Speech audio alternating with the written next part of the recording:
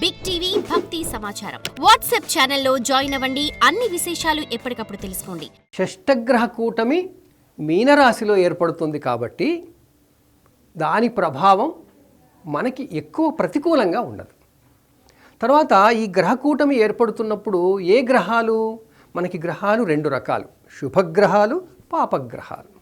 పాపగ్రహం అనగానే మనం చేసే పాపం లాంటిది కాదండి, నకారాత్మక శక్తి, రుణాత్మక శక్తిని ఇచ్చేటువంటి గ్రహాలు. అవి ఉండాలి, ఇవి ఉండాలి, లేకపోతే మనలో మనం ఉండదు. కరెంటు బల్బు వెలగాలంటే మనకి రెండు కావాలిగా, ప్లస్ నెగిటివ్ పాజిటివ్ కావాలి. ఆ నెగిటివ్ గ్రహాలనే మనం పాపగ్రహాలు అంటాం. ఆ పాపగ్రహాలు ఏవేవి అంటే సూర్యుడు పాపగ్రహమే, శని పాపగ్రహమే, రాహువు, కేతువు, కుజుడు, ఈ 5 పాపగ్రహాలు. గురువు, శుక్రుడు, చంద్రుడు, బుధుడు, ఈ 4 శుభగ్రహాలు. మన మీద ప్రభావం ఎప్పుడైనా గుర్తుపెట్టుకోండి.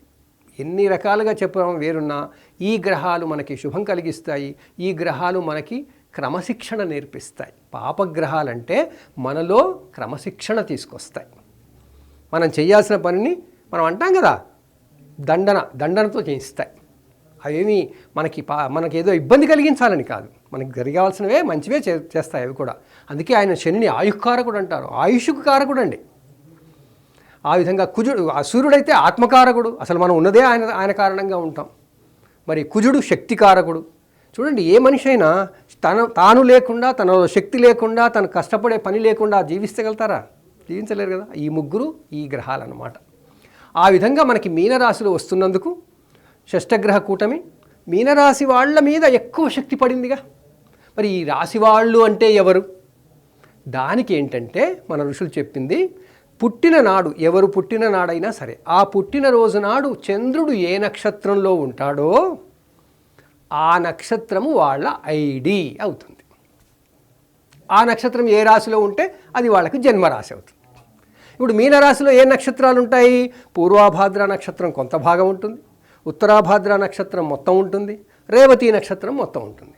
సో ఎవరైనా సరే పూర్వాభాద్రలో కొంత భాగంలో అంటే 4వ పాదంలో పుడితే, తర్వాత ఉత్తరాభాద్ర నక్షత్ర పాదం మొత్తం 4 పాదాల్లో పుడితే, రేవతి నక్షత్ర పాదాల్లో కనుక పుట్టినట్టయితే మనకి మీనరాశి వాళ్ళు అంటాం.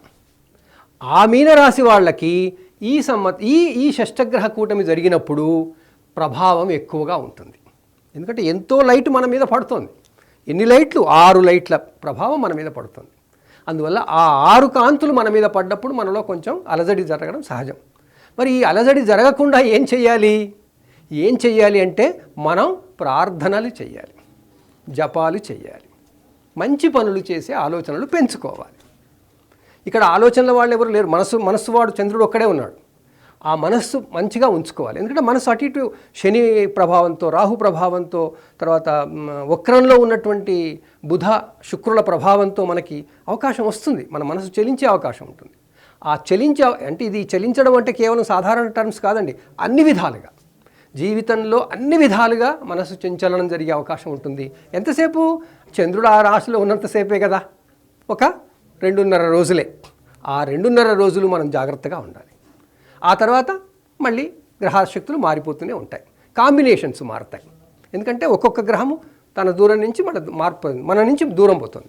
మరి మేషరాశి వాళ్ళు అంటే అశ్విని నక్షత్రం, భరణి నక్షత్రం, తర్వాత కృత్తికా నక్షత్రం మొదటి పాదంలో పుట్టిన వాళ్ళు. అంటే వాళ్ళు పుట్టినప్పుడు చంద్రుడు ఈ నక్షత్ర పాదాల్లో ఉంటే వాళ్ళది మేషరాశి అంటాం. ఇలా అందరికీ చాలా వరకు తెలిసి ఇప్పుడు మనకి బోల్డ్ అన్ని వనరులు ఉన్నాయిగా ఏ రాశి వాళ్ళని తెలియడానికి. అలా మనకి ఏ రాశి వాళ్ళకి ఇవి ఏం జరుగుతాయి, ఇది మీనరాశి వాళ్ళకైతే వాళ్ళున్న చోటే ఇది జరిగింది కాబట్టి వాళ్ళలోని శక్తి, వాళ్ళలోని పంచభూతాలు ఏవైతే ఉంటాయో, వాళ్ళు పుట్టినాడు ఇదంతా అన్నీ ఉన్నాయి కదా, ఆ మీనరాశి కదా వీళ్ళు. అందువల్ల మీనరాశి ప్రభావం వీళ్ళ మీద పడుతుంది. ఒకటి గుర్తుపెట్టుకోండి, ప్రతి మనిషి ఏదో ఒక రాశివాడై ఉంటాడు. తర్వాత పంచభూతాలు అంటే మొత్తం నవగ్రహాలు మనలోనే ఉంటాయి. ప్రతి మనిషిలో నవగ్రహాలు ఉంటాయండి. ఆ నవగ్రహాలు, మనలో ఉన్న నవగ్రహాలు బయట ఉన్న నవగ్రహాలతో మమేకం అవుతున్నప్పుడు మనలో శక్తి పెరుగుతుందా, తగ్గుతుందా? ఆ శక్తులు దూరంగా ఉంటే మనకి ప్రభావం తక్కువగా ఉంటుంది.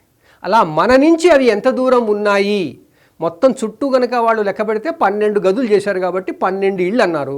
అందువల్ల 12వ ఇంట, 1వ ఇంట, 2వ ఇంట, 3వ ఇంట అంటారు. ఆ విధంగా మీనరాశిలో వాళ్ళందరికీ మీనంలో 1వ ఇంట లగ్నంలో అంటారు, వీళ్ళందరూ ఉంటారు. మరి మేషరాశి వాళ్ళైతే ముందుకెళ్ళిపోయారు, వాళ్ళకి 12వ ఇంట అవుతుంది.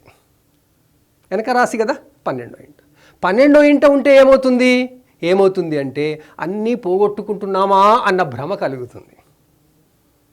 ఒక్కొక్క ఇంటికి కారకత్వాలు ఉంటాయి, మనకి ఎలా జరుగుతుంది, ఏం జరుగుతుంది అనేది తెలుస్తుంది. సో 12వ ఇంట్లో కనుక ఉన్నట్టయితే గ్రహాలన్నీ మనం ఏదో పోగొట్టుకున్నట్టుగా మనకు అనిపిస్తుంది. అది ఎన్ని రోజులు? 2 రోజులే. ఆ తర్వాత మళ్ళీ శని శక్తి, అందరి శక్తులు మన మీద పడుతూనే ఉంటాయి. ఆ విధంగా వృషభ రాశి వాళ్ళకి 11వ ఇల్లు ముందుకెళ్తుంటే ఇది వెనక నెంబర్ మారిపోతుంది.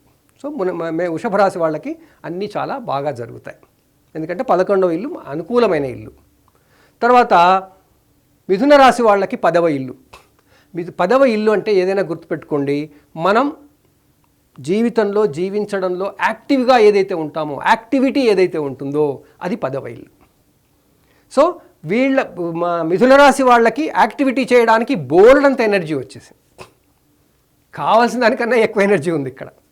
అందువల్ల ఎన్నో పనులు చేస్తున్నాం అనిపిస్తుంది, జాగ్రత్తగా చేయాలి. ఎందుకంటే శక్తులు 5-6 శక్తులు ఉన్నాయి కదా, అందువల్ల జాగ్రత్తగా పనులు చేసుకోవాలి. తర్వాత వాళ్ళకి కర్కాటక రాశి వాళ్ళకి 9వ స్థానం అవుతుంది. 9ని జ్యోతిషంలో పూర్వపుణ్యము అంటారు.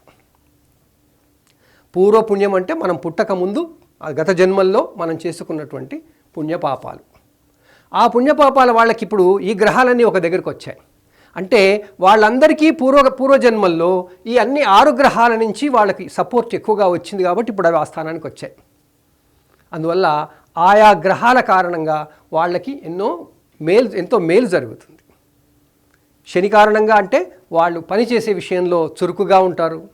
రాహు విషయంలో అంటే భ్రమపడడంలో కూడా కాస్త చురుకుగానే ఉంటారు. తర్వాత బుధుడు శుక్రుడు వక్రించి ఉన్నారు కాబట్టి బుధుడు మాట్లాడే మాటల్లో కొంచెం తేడా రావచ్చు, అంటే అనుకోకుండా నోటి నుంచి ఏదో మాటలు రావచ్చు. శుక్రుడు వక్రంగా ఉన్నాడు కాబట్టి తాను చెప్పే విషయాలు మిగతా వాళ్ళు అర్థం చేసుకున్న కొంచెం పొరపాట్లు రావచ్చు. ఇలా వక్రంగా ఉన్నందుకు అదే రుజుగతిలో ఉంటే బాగుండేది.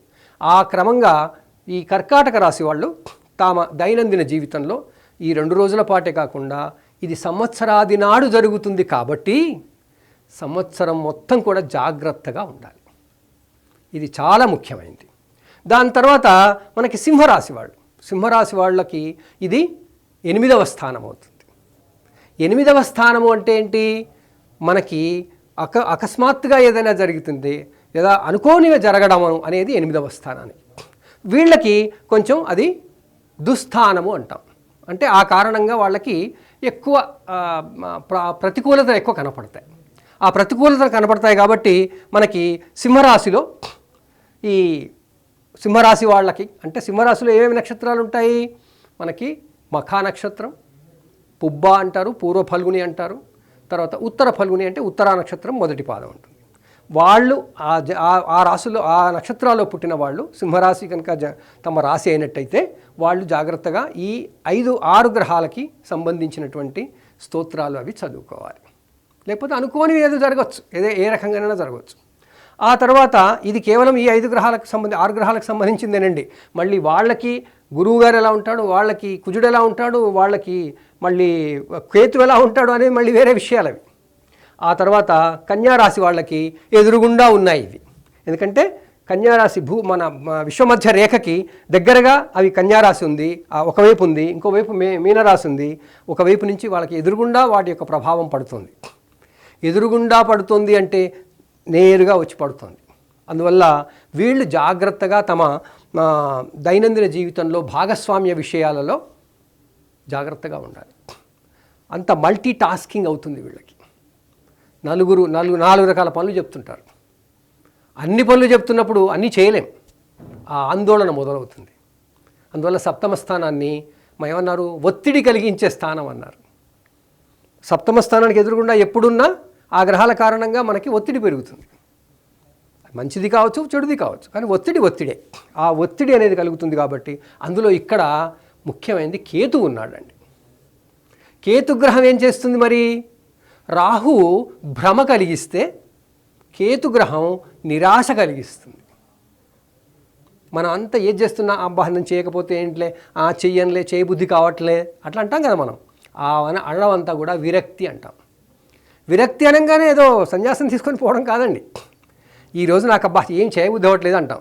ఏం చేయబుద్ధి అవ్వట్లేదు ఆ ఒక్కరోజే ఎందుకు, మర్నాడు మళ్ళీ ఉత్సాహంగా ఎందుకుంటాం అంటే ఆ రోజు మళ్ళీ గ్రహాల యొక్క కాంబినేషన్ కారణంగా కేతు ప్రభావం ఎక్కువ ఉంటే మనకి కాస్త ఏం వద్దులే, ఈరోజు వద్దులే, చేయకుంటే ఏం వద్దులే అలా అనుకుంటాం. అలా కన్యారాశి వాళ్ళు కూడా జాగ్రత్తగా ఈ షష్ఠగ్రహ కూటమిని గమనించి సంవత్సర కాలం పాటు కూడా శ్రద్ధగా ఇదంతా ఏంటంటే ఈ విషయాలన్నీ ఎందుకంటే మనకి వచ్చే సంవత్సరం అంతా మనం ఎలా ఉంటే ఇంకా బాగుంటుంది అని తెలుసుకోవడానికి, అంతేగాని అలా జరగబోతుంది అని కాదండి. జ్యోతిష్ శాస్త్రం సూచనా శాస్త్రం అన్నారు.